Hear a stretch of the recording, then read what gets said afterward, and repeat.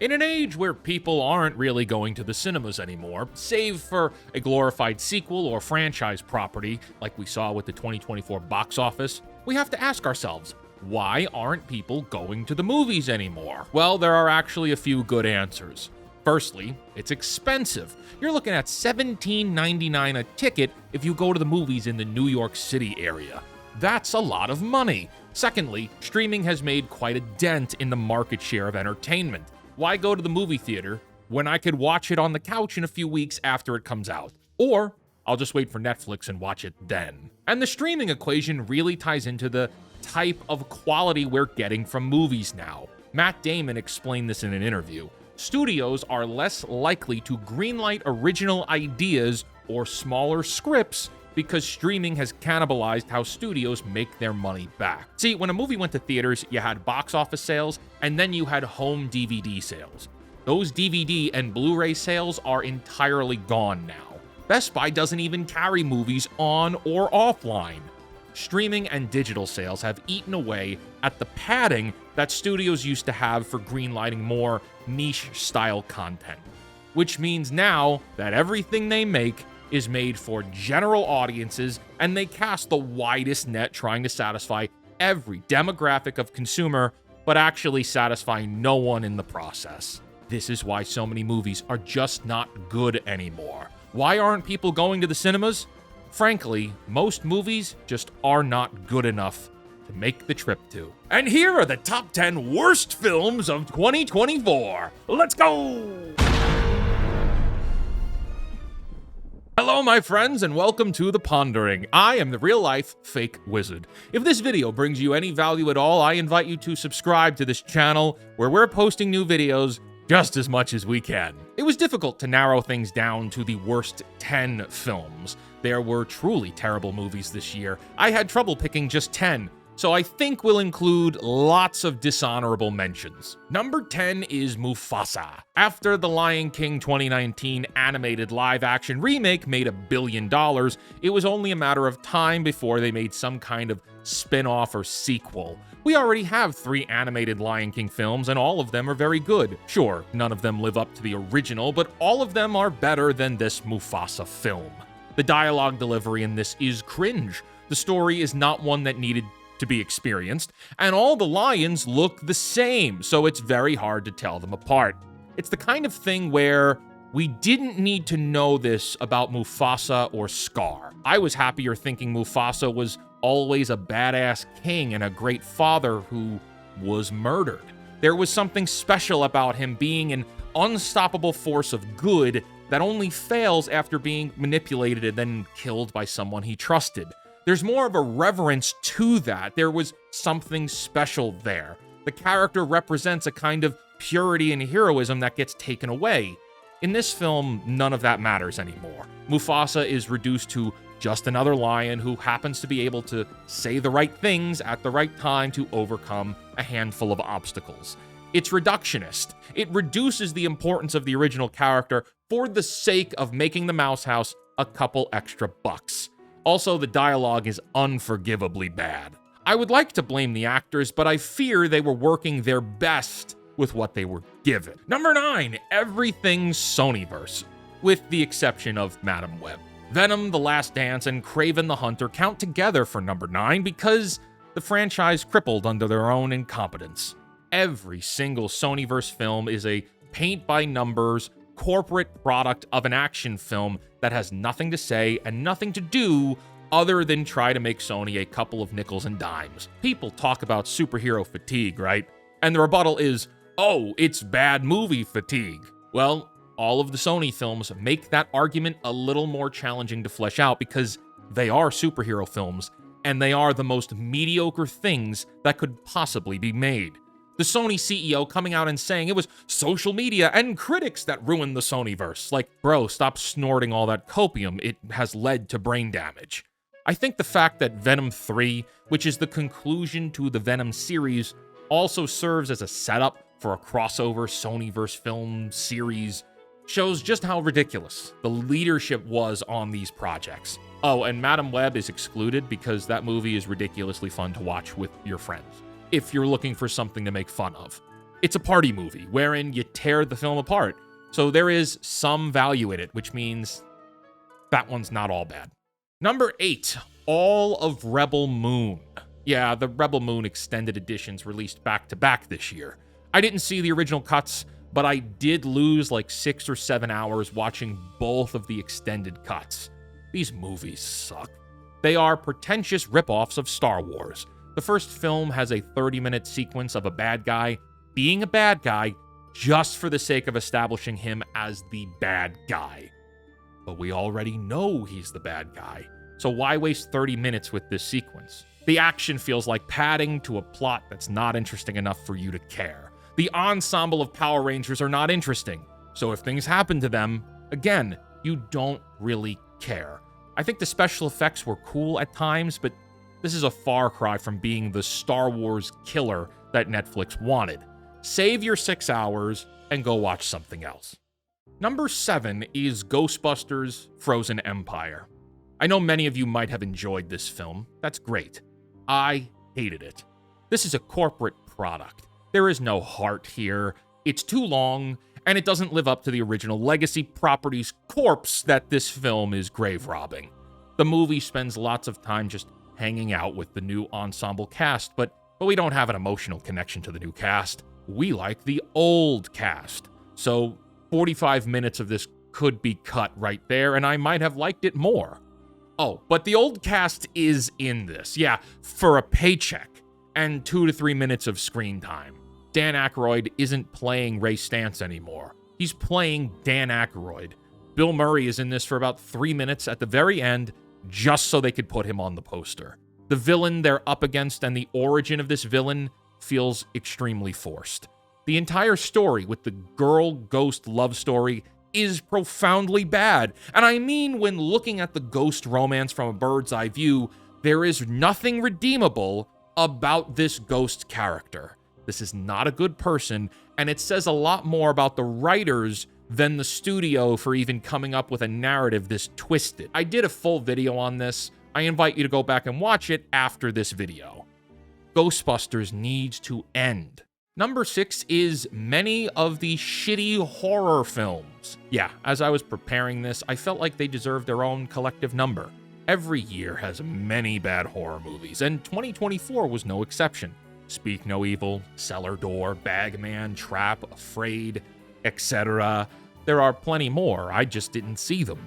I've really come to believe that there is some form of money laundering in Minecraft, of course, that results in the creation of many of these awful horror movies. Either there's some kind of mischievous foul play with financials in Minecraft, or the writers, directors, and creatives that come up with these films have their heads jammed so aggressively hard up their own asses that they think these scripts are genuinely good. Speak No Evil, a boring thriller remake with a girl boss resolution. Cellar Door, worse script and acting than daytime television. Bagman, are we living in 2006? Because this movie thinks it is. Trap, a convenient sales letter from M. Night Shyamalan to get his daughter some acting work. Too bad she can't act. Afraid, another miss from Blumhouse that has you rooting for the villains to just kill all the humans. See, with any horror movie that you know is bad, you hope that it is so bad that it's great.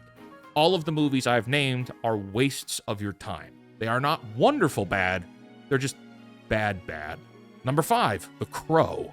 I know this is number 1 for many creators and maybe even many of you, and that's fine. The 2024 Crow is not good, but I think there are movies that are worse. Both protagonists in this film are degenerates. The film gives you no reason to care about the circumstances our heroes are in.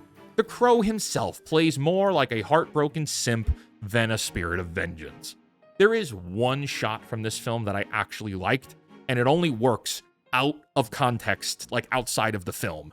Bill Skarsgård has a bad guy down, and he's saying that he knows what the afterlife looks like, and he goes, "I do." And I kind of like that. I wish the whole movie had that level of edgy confidence from this character, but it doesn't. See, Bill Skarsgård can act, but the writing for this film was so awful, he ends up playing an emasculated simp that, well, basically becomes a school shooter at the opera in the final act, instead of The Crow. Not worth your time. Number 4 is Y2K. Hey, remember what Stranger Things did for 80s nostalgia? Let's do that again, but do it for the 90s and base it around Y2K.